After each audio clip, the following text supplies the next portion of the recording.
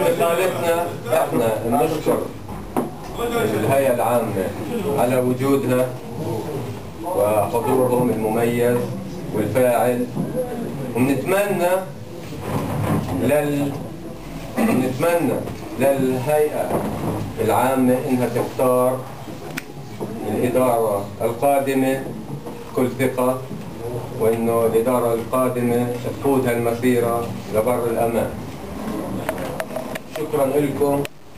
والآن بسم الله الرحمن الرحيم، باسمي وباسم أعضاء الهيئة الإدارية لنادي شباب أبديس نتقدم باستقالتنا الجماعية لانتهاء مدتنا القانونية، واللي هي ابتدأت من 1/1/2006 ولغاية 1/1/2008، ومع تمنياتنا للهيئة القادمة بالتوفيق. شكرا.